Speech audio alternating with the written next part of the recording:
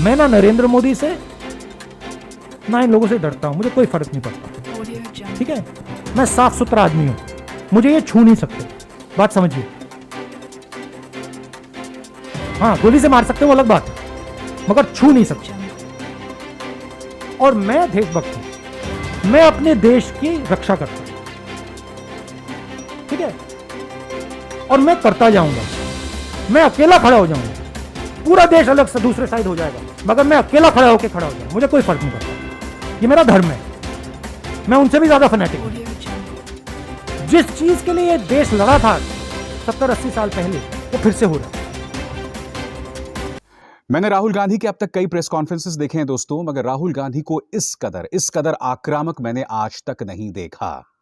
अगर आप ये समझना चाहते हैं कि आज राहुल गांधी ने जिस तरह से अपने प्रेस कॉन्फ्रेंस के जरिए मोदी सरकार पर हमला किया, तो आपको उनके प्रेस कॉन्फ्रेंस में बिल्कुल शुरुआत में कही गई इस बात पर गौर करना पड़ेगा। राहुल गांधी के बयान में बिल्कुल स्पष्टता थी। उनका कहना था कि बेशक मैं अकेला खड़ा रहूं और पूरा का पूरा देश एक तरफ हो, मगर मैं अपनी बात कहते रहूंगा, मैं चुप नहीं रहूंगा, ये लोग बेशक मुझे गोली मार दें। राहुल गांधी ने कहा क्या, और फिर हम आगे बढ़ते हैं और इस प्रेस कॉन्फ्रेंस की एनालिसिस करते हैं। मेरा कैरेक्टर है, मैं ना नरेंद्र मोदी से ना इन लोगों से डरता हूं, मुझे कोई फर्क नहीं पड़ता। ठीक है, मैं साफ सुथरा आदमी हूं, मुझे ये छू नहीं सकते। बात समझिए। हाँ, गोली से मार सकते हैं, वो अलग बात है, मगर छू नहीं सकते। और मैं देशभक्त हूं, मैं अपने देश की रक्षा करता हूं। ठीक है, और मैं करता जाऊंगा। मैं अकेला खड़ा हो जाऊंगा, पूरा देश अलग से दूसरे साइड हो जाएगा, मगर मैं अकेला खड़ा होकर खड़ा हो जाऊंगा, मुझे कोई फर्क नहीं पड़ता। ये मेरा धर्म है, मैं उनसे भी ज्यादा फैनेटिक हूं। ठीक है, और यहां क्या हो रहा है, जिस चीज के लिए यह देश लड़ा था 70-80 साल पहले, वो फिर से हो रहा है। आज मेरी बात मत मानो, जब गुलाम बन जाओगे तो फिर मानना। मेरे लिए एक्सेप्टेबल है, मैं तो गुलाम नहीं हूं ना। कहीं ना कहीं पूरा का पूरा टोन जो है इसी बात से सेट हो जाता है पूरे प्रेस कॉन्फ्रेंस का। और खास बात यह रही दोस्तों, अपने इस प्रेस कॉन्फ्रेंस में उन्होंने सरकार समर्थक पत्रकार अर्नब गोस्वामी, जिसके कथित व्हाट्सएप चैट्स इस वक्त लीक हुए हैं, क्योंकि आप जानते हैं कि मुंबई पुलिस ने अदालत में सप्लीमेंट्री चार्जशीट दाखिल की है, जिसमें ये व्हाट्सएप चैट्स भी हैं। और इन व्हाट्सएप चैट्स में बालाकोट हमले के बारे में अर्नब गोस्वामी को पहले से ही मालूम था। यही नहीं, जो हमारे 40 जवान जो है शहीद हुए थे, उस पर कथित तौर पर इन व्हाट्सएप चैट्स में अर्नब गोस्वामी यह कह रहा था कि आज तो मुझे जबरदस्त जीत मिली है। 40 जवान शहीद हो जाते हैं और यह आदमी टीआरपी के लिए उसका जश्न मनाता है। मगर मैं आपको दिखाना चाहूंगा कि राहुल गांधी ने इस पर क्या कहा। बहुत बड़ी बात की। कहीं ना कहीं वो ये इशारा कर रहे हैं कि जिन 5 लोगों में से एक या किसी ने भी लीक किया है ये अर्नब गोस्वामी को, अर्नब गोस्वामी के साथ साथ उस शख्स की भी गिरफ्तारी होनी चाहिए। और वो इशारा किसी और की तरफ नहीं, बल्कि देश के प्रधानमंत्री नरेंद्र मोदी की तरफ कर रहे थे। सुनिए। Reflection of the mindset of the prime minister. जो इनकी माइंडसेट है वो उनकी माइंडसेट है। ये देखो, हमारे लिए बहुत अच्छा हुआ है कि हमारे 40 लोग मर गए, अब हम चुनाव जीत जाएंगे। आपने इंफॉर्मेशन दी, इंफॉर्मेशन 4-5 लोगों के पास थी। ऐसे मिशन में पायलट्स के पास नहीं होती है। ऐसे मिशन में पायलट्स को लास्ट मिनट में मिलती है। एयर चीफ के पास थी, prime minister, home minister, defence minister, NSA.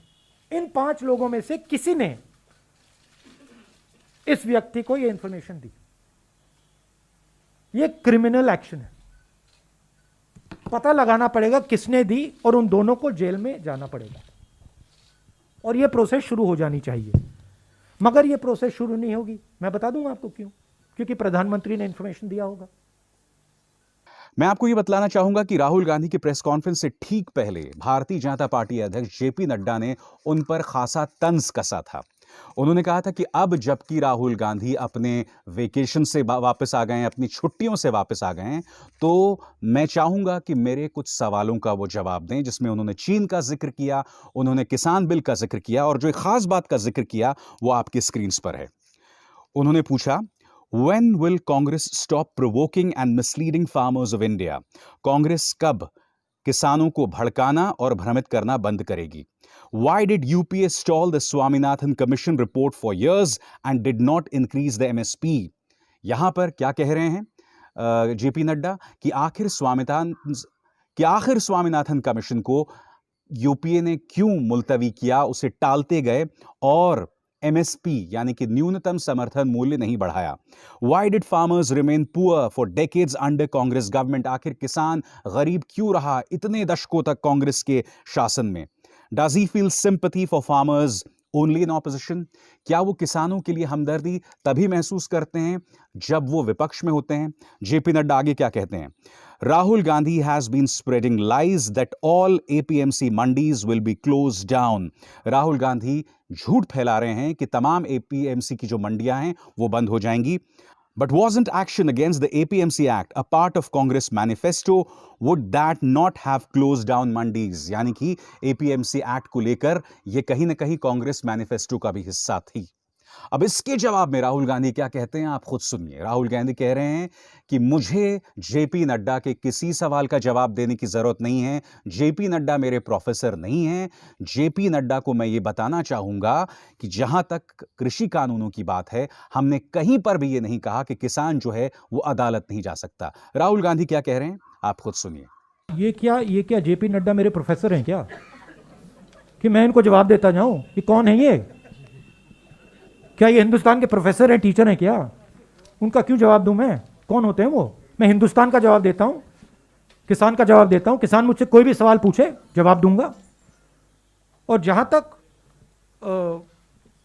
Agricultural system की रिफॉर्म की बात है, हाँ हमने रिफॉर्म की बात की है, मगर हमने एग्रीकल्चरल सिस्टम को डिस्ट्रॉय करने की बात नहीं की.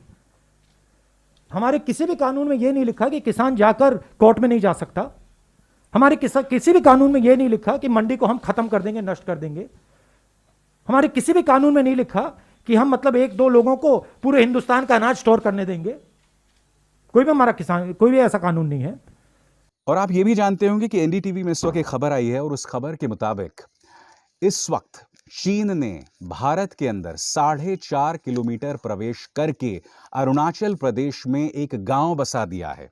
वो हिस्सा जो 1959 से चीन के कब्जे में था, जहां अब तक मिलिट्री पोस्ट थी, और वो हिस्सा जो कि भारतीय जमीन का हिस्सा है, वहां पर अब यह बताया जा रहा है कि चीन ने एक गांव बसा दिया है. अब इस पर भी जेपी नड्डा ने उनसे सवाल किया कि आखिर आप हमें यूं क्यों नहीं बता रहे कि इतने दिनों से चीन को लेकर आपकी नर्म रुख था. यही नहीं, चीन के साथ कांग्रेस की एक सांठगांठ भी रही थी. इसके जवाब में राहुल गांधी ने क्या कहा, इस पर आपको गौर करना पड़ेगा. राहुल गांधी ने यहां पे ये कहा कि देखिए, आपको ये समझना पड़ेगा कि चीन जो है उसका दिमाग बहुत तेजी से चलता है.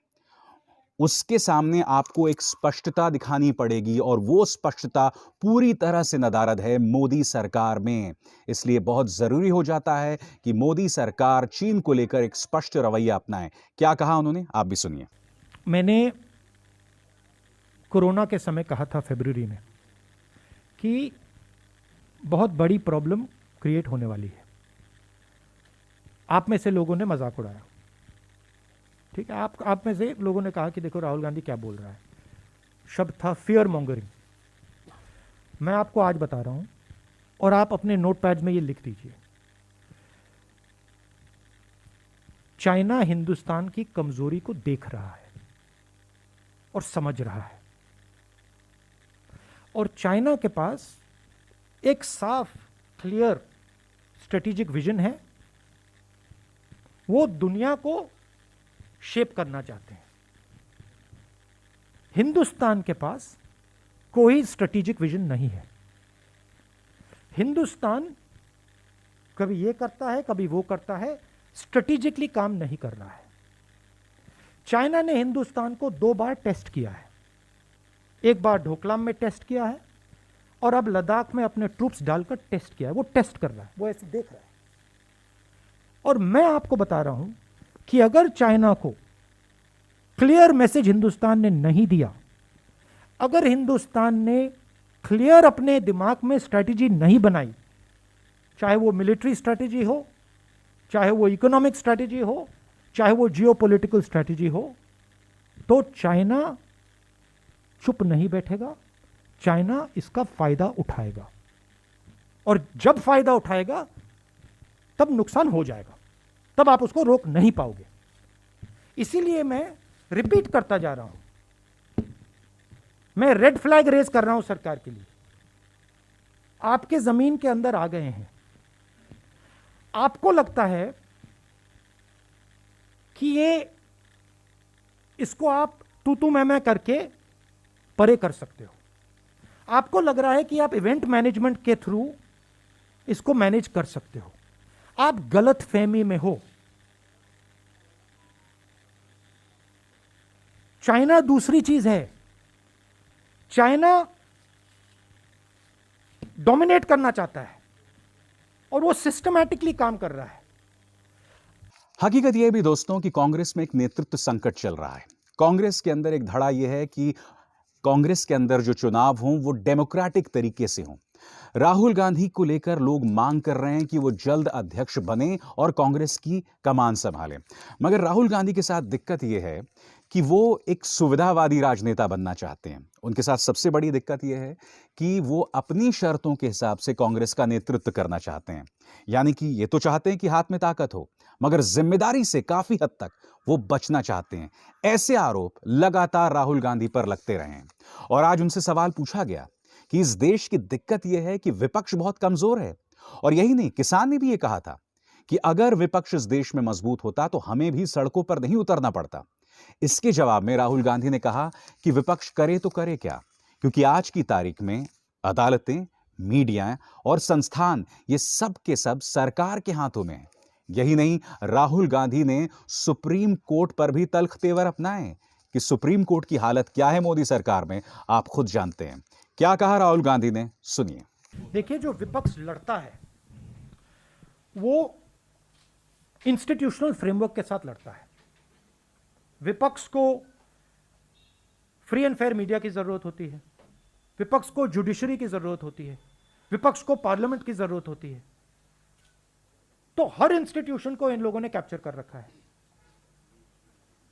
कोर्ट्स को ये कंट्रोल करते हैं, मीडिया को ये कंट्रोल करते हैं, पार्लियामेंट में बोलने नहीं देते हैं।